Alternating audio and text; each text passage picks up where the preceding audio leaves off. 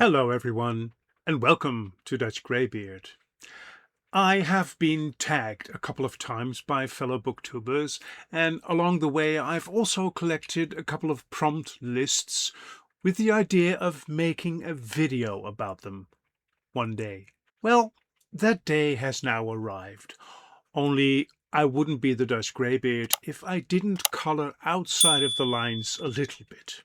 There's a reason why I don't do many of these tags. I find that I often have nothing interesting to say on more than half of the prompts. So I threw a couple of lists together and selected only the prompts that I feel I have something to say about. These 16 prompts that have survived come from 7 or 8 separate tags. This is my prompts that I actually have something to say about tag. Number 1. Do publishers ever do things that you find annoying? Do you have a minute? First off, I'm not sure if my irritations should be directed at the publishers or at the printing companies. The most obvious one, of course, is when books within a series don't match in size or cover design. It's a pity when that happens, but that's not my biggest irritation, really. What truly irks me is when publishers or printing companies are stingy with the glue in the spine. I'm a spine breaker, so that I can hold a book in one hand. Reading is supposed to be relaxing, not vexing. And once the pages start breaking loose, the book will fall apart altogether. Very annoying. Another thing I've experienced more than once is a misprint, when one or more chapters are missing because other chapters are included twice. Such a book is literally worthless. I hate it when books are printed in a minuscule font size just to save on the paper costs. Reading such a book is per definition a chore, because you never seem to make any progress, and it ruins my already failing eyesight even more. Printing on demand issues that falsely promise a foreword by him or her, notations and an elaborate glossary, and that have an extremely ugly and flimsy layout. I've decided for myself that if any vendor sends me one of those again, I will return them right away, demanding my money back.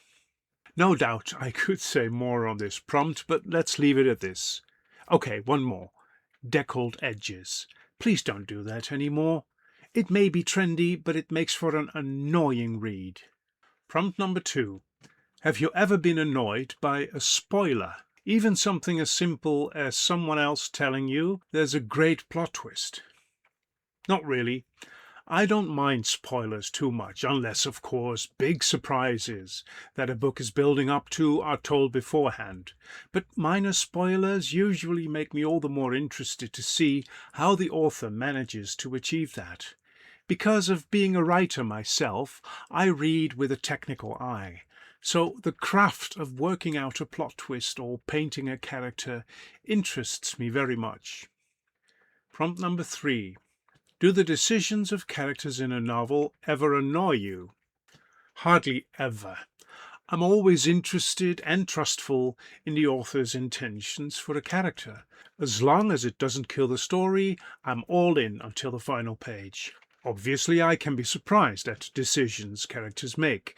I do have a problem when a character all of a sudden makes decisions that are extremely out of character. More so when it is obviously done to save the story or give it a surprising twist. Prompt number 4. How many books are you currently reading? 1. I used to read multiple books at the same time, but recently that has changed.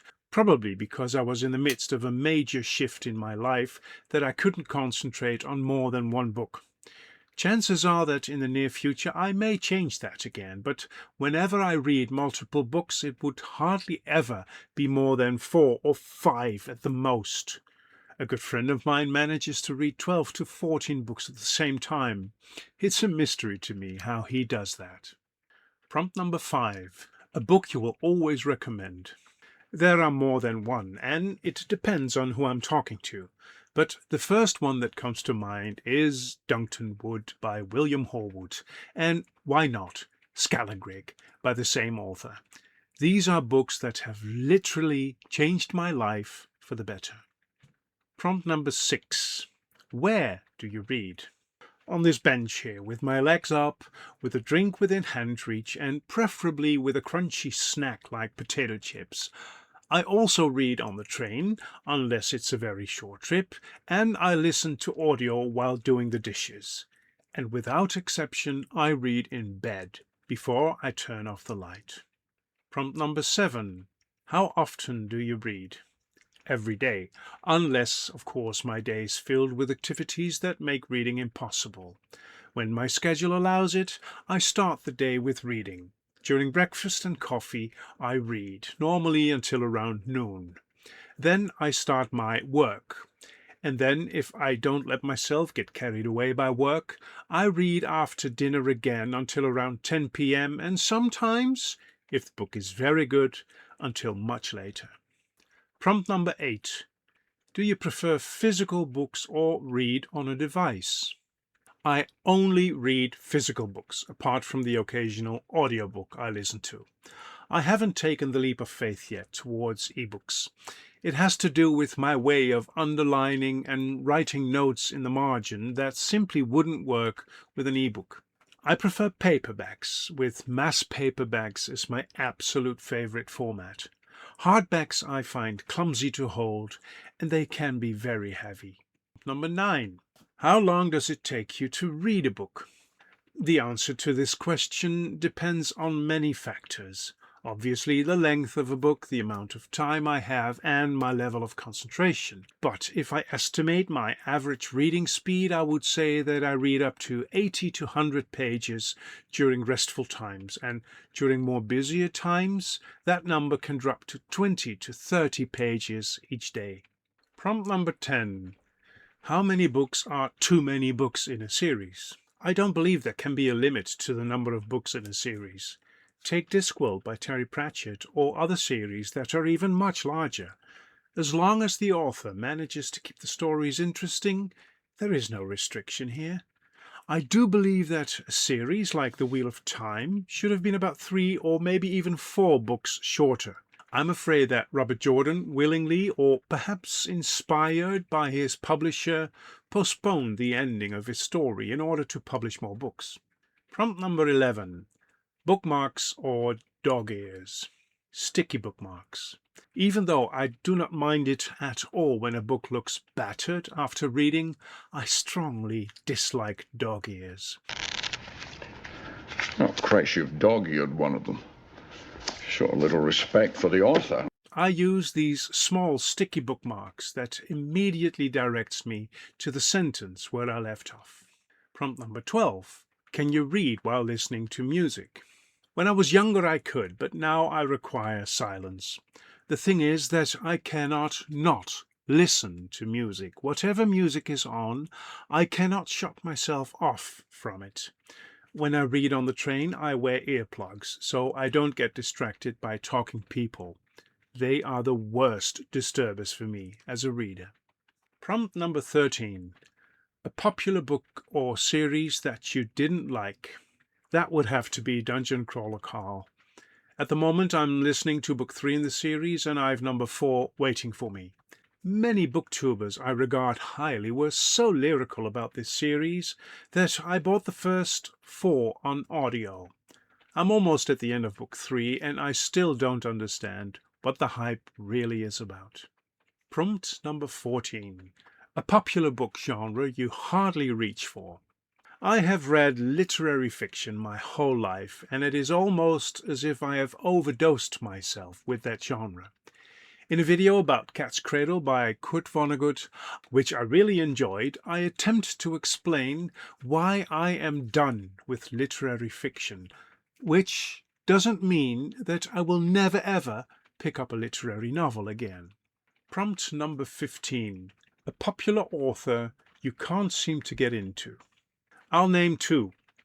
Piers Brown. I have read the first trilogy in his Red Rising, and I like them. I can definitely see how skilled this writer is, but I am somehow not very fond of his storytelling. and then Joe Abercrombie. Again, I really liked the first Law trilogy and I'm glad I read it. But in this case, it was more the lack of an overarching story that bothered me. Prompt number 16. What are 3 books you want to read before the end of the year? I hope to read a couple more, although I seem to have entered chunker territory again, but I very much want to read The Rosefield, the final book in Philip Pullman's Book of Dust trilogy. Also, I want to finish the Licanius trilogy with The Light of All That Falls by James Islington. And last, I want to continue with book number 4 in the Stormlight Archive, Rhythm of War by Brandon Sanderson. All 3 are very big books, and I have a couple of others on the docket right now.